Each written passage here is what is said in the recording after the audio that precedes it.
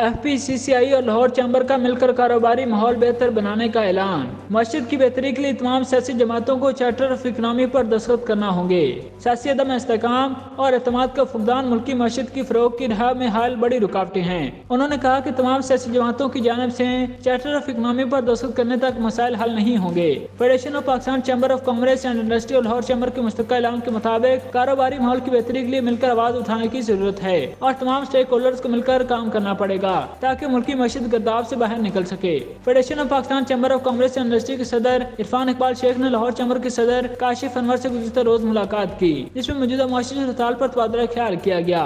صدر FPCCI نے policy rate میں حالیہ اضافے پر بھی تشویش کا اظہار کیا اور کاروباری ماحول کی بہتری کے لیے مل کر آواز اٹھانے کی ضرورت پر زور دیا۔ لاہور چیمبر کے صدر کاشف انور نے کہا کہ معیشت کو پٹری پر لانے کے لیے سیاسی استحکام اور اعتماد سازی ضروری ہے۔ معیشت کی بہتری کے لیے تمام سیاسی جماعتوں کو چارٹر آف اکنامی پر دستخط کرنا ہوں گے۔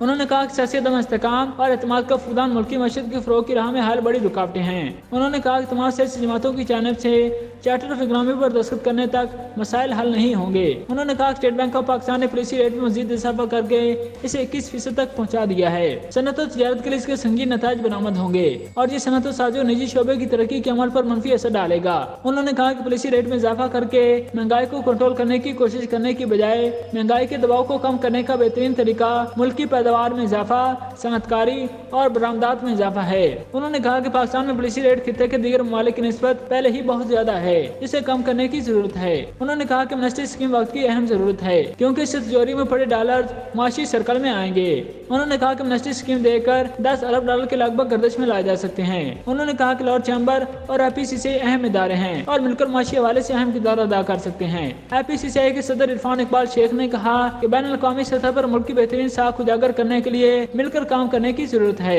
انہوں نے کہا کہ FPCCI کی مضبوطی اس کے ذیلی اداروں کی مضبوطی میں مضمر ہے، اس لیے تمام چیمبرز کو چاہیے کہ وہ صنعت و تجارت کے فروغ کے لیے کام کریں۔